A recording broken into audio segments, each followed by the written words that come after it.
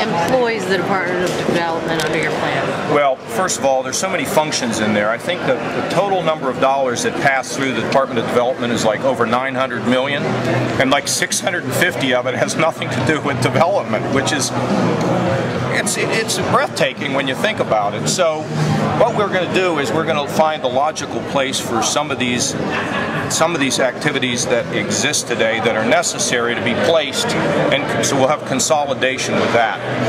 Secondly, the people who are there, we'll allow them to apply. I mean, if there are, I'm sure there are people inside that department who are smart and hardworking, and we're not going to shut them out, but people will have to meet high standards in order to get a job there. We want to get the best of the best. We will recruit them from all over the country. I've already had some preliminary discussions with people to just ask them, what do you think? Wouldn't it be cool to come in and help rebuild a state? And, you know, the financial environment is different today, and a lot of people are waking up to the fact that purpose is almost as important as pay. And we won't have any pay restrictions there. We're going to pay them on the basis of how they produce. If they deserve a bonus, we'll give them a bonus. You all are familiar with bonuses. So anyway, it's going to be professionalized, and so the folks that are there, if they're doing a good job, they're welcome to come. Some of them who are there doing functions like weatherization, they'll be doing it, you know, maybe at the PUCO. We're going to figure out all the details with that with my colleague Bill Batchelder and Senator Wagner and Troy Balderson. We'll figure out the details of this. John, would the nonprofit have the ability to make decisions about who gets a tax credit, who gets a state-funded loan? Well, this entity would be able to enter into full negotiations. Now, the final decisions about, you know, when we pull the switch on this would probably be decided out of the governor's office. But they will be given the power to negotiate all the way down to crossing T's and dotting I's. But final decision will remain inside the government. Congressman, was the outsourcing of jobs and stimulus money to El Salvador, was that sort of the final straw as you were formulating this plan? No. I've been thinking about this for a couple of years. I mean, before I even decided I wanted to run. I mean, we got a tired, worn-out operation, but outsourcing the money to El Salvador is just a perfect example of the right hand not knowing what the left hand's doing. I mean, there's no coordination between the departments. It's just become a tangled mess.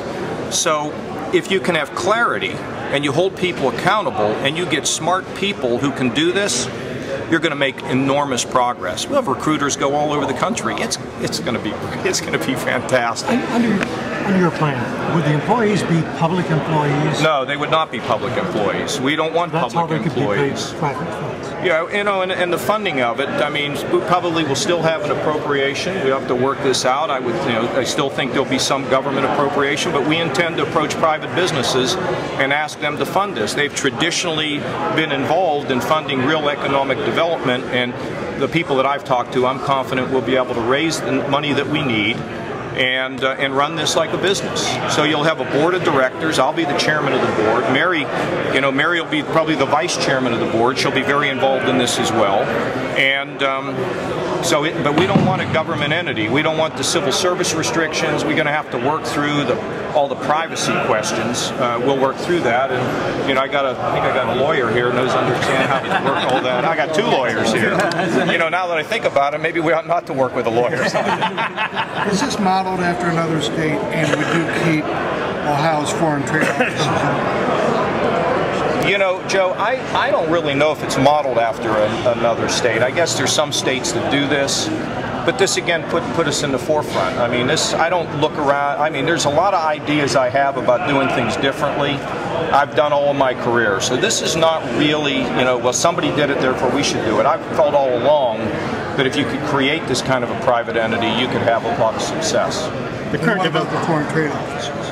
Oh, well, you're going to keep foreign trade offices open. I mean, we're global. You know, you got agriculture. One of our great strengths is agriculture. I mean, even though, you know, what governors generally do is wear a goofy hat to the fair, sleep in the barn, and then they don't think about it anymore. We want to be very aggressive in promoting agriculture globally. I mean, new markets, new opportunity. It's our strongest business. See, I think part of the problem is we have these assets and we leave them on the bench. You know, you have people that are really smart or businesses that are very exciting, and we don't get to show them and to promote them the way we ought to. So, no, I have to find out what the foreign trade offices are doing. I mean, if they're just sitting there having coffee all day long, we're going to change things. Look, the big part of this is going to be taking professionalism across the board.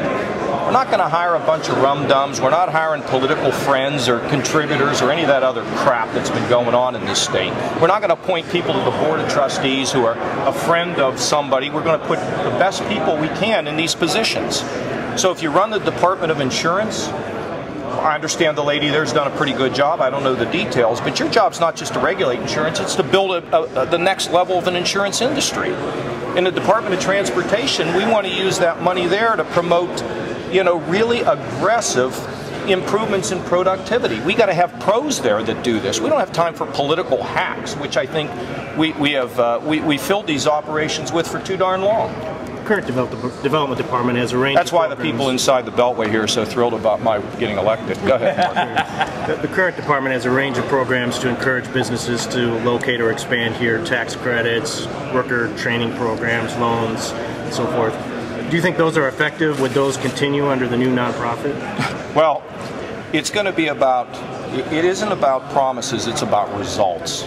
And we're going to analyze every single one of those programs. And we're in the process of doing it now. I mean, I have a limited staff to do all this, but we're working with Bill and Mark and some of the House and the Senate staff and having a good team. And if they work, Mark, that's great. We'll keep it. But if it doesn't work, we're going to get rid of it. I mean, I've said this all along. This is no, you know, everybody wants the details of everything. You know, it's the way I've always operated. We had an Interstate Commerce Commission. It had no purpose. We killed it in Washington. Snuck up on them. Got it dead. Killed it dead, okay? I mean, if these things are not really working effectively, and they ought to be coordinated with this new entity.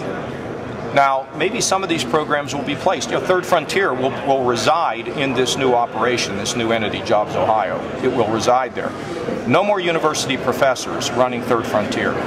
Third Frontier is going to be run by CEOs and entrepreneurs, people who have created jobs, met payrolls, just like Cheryl Kruger has said. Congressman, the President arrives in Columbus tonight to talk the economy and jobs tomorrow. What message do you have as the President comes to Ohio to talk about jobs?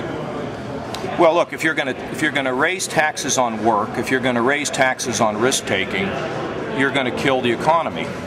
Now, this is what I think Kent Conrad and Senator Nelson and Senator Bayh have said, that they think we should extend the tax cuts. I mean, raising taxes when this economy is, you know, I wouldn't call it a double dip, but we are floundering. Part of the problem we have is that businesses are uncertain about what's down the road. And if you're uncertain, you're not going to hire people. And what businesses are doing is they're realizing higher productivity means they don't have to put the workforce, expand the workforce in too many cases. No, look, Obama's a fine man, but his economic policies are flat out not working for this country. So I would love to talk to him about the power of free markets and free enterprise and lower taxes, and lower taxes on work and lower taxes on investment and risk-taking. He's got it all wrong. But look, here's part of the problem is it's almost like Strickland. They have no business people around them. Obama, my understanding is the Obama administration has the fewest number of business leaders, people with business experience in this administration.